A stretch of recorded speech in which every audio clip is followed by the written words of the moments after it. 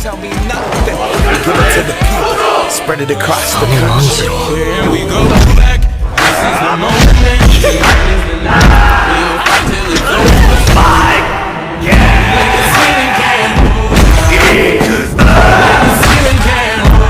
Episode की शुरुआत में हम देखते हैं कि तांजीरो कुछ बैम्बू स्टिक और एक टूटी हुई बास्केट को नेजुको के पास लेकर आता है और नेजुको को सूरज की रोशनी से बचाने के लिए उस बास्केट को ठीक करने लगता है और बाद में नेजुको को बास्केट के अंदर आने को कहता है। पर नेजुको के राक्षस बन जाने के कारण उसकी हाइट काफी बढ़ गई थी। तब उस समय तांजीरो उसे अपनी हाइट कम करके बास्केट के अंदर एडजस्ट होने को कहता है। अब नेजुको अपनी हाइट को एडजस्ट करके उस बास्केट में आ जाती है और तांजीरो माउंट साइगिरी का रास्ता पूछकर वहाँ के लिए निकल पड़ता है। अब चलते चलते रात हो जाती है और जब वो एक टेम्पल के पास पहुँचता है तो उसे खून की गंध आने लगती है और वह जब भागते हुए टेम्पल के अंदर जाता है तो वो देखता है कि एक राक्षस लोगों को खा रहा होता है और वहाँ पर कोई भी जिंदा नहीं होता। और तब वह राक्षस कहता है, ये मेरा इलाका है, जो मेरे इलाके में आता है उसे भुगतना पड़ता है। ये सुनकर तांजीरो काफी डर जाता है और वह राक्षस तांजीरो पर हमला कर देता है। और दूसरी ओर खून को देखकर नेजुको के मुंह में पानी आ जाता है क्योंकि वह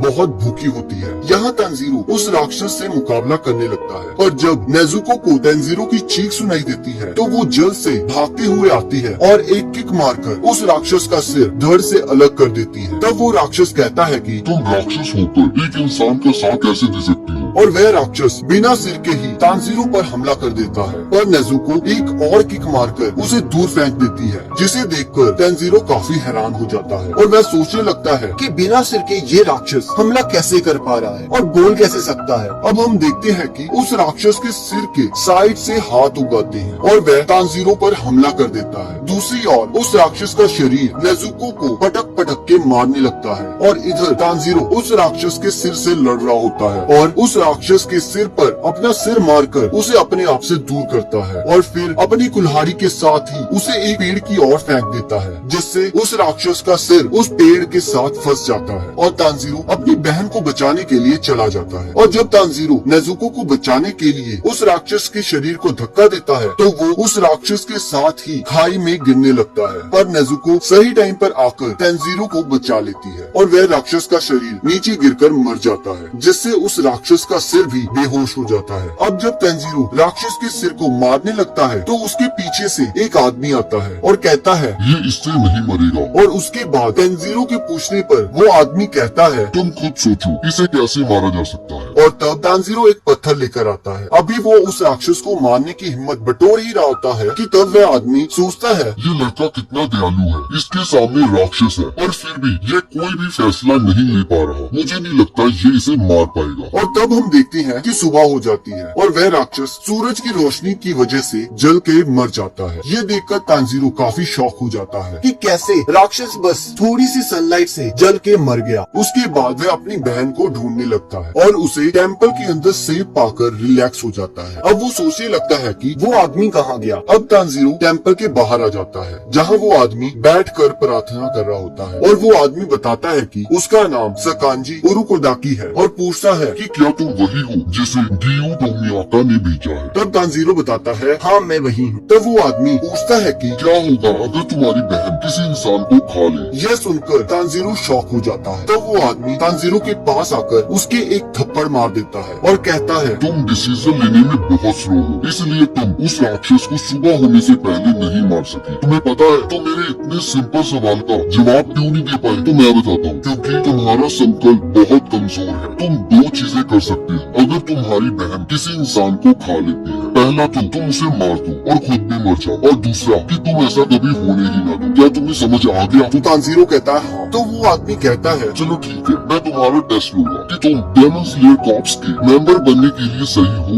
या नहीं। चलो अपनी बहन को उठाओ और मेरे साथ चलो। अब दोनों भागते भागते उस आदमी के घर पहुंच जाते हैं और तब वह आदमी तांजीरो को कहता है कि तुम्हारे टेस्ट के लिए हमें पहाड़ पर जाना होगा और मैं वादा करता हूँ जब तक तुम वापस आओगी तब तक मैं तुम्हारी बहन का ध्यान रखूंगा। उसके बाद दोनों पहाड़ की ओर निकल जाते हैं जहाँ बहुत ज्यादा अंधेरा होता है और सांस लेने में भी मुश्किल हो रही होती है। तब वह आदमी तानजीरो को कहता है कि तुम्हें सुबह होने से पहले मेरे घर के पास पहुंचना होगा, वो भी अकेले। ये कहकर वह आदमी धुंध में कहीं गायब हो जाता है। पहले तो तानजीरो को लगता है कि मैं आसानी से उस आदमी की स्मेल से रास्ता पता कर लूंगा और वो पहाड़ से उतरना शुरू कर देता है, और तभी वह एक ट्रैप में फंस जाता है। तब उसे समझ आता है कि असली टेस्ट ये है, उसे इन सभी ट्रैप्स को पार करके सुबह तक नीचे पहुंच जाना है। और वो बड़ी मुश्किल से सभी ट्रैप्स को पार करते हुए आखिरकार उस आदमी के घर पहुंच जाता है। इस बीच उसे बहुत चोटें आई होती हैं। ये देखकर वह आदमी कहता है आज से तुम मेरे शिष्य हो। तो इसी के साथ सेकंड एपिसोड खत्म हो जाता है।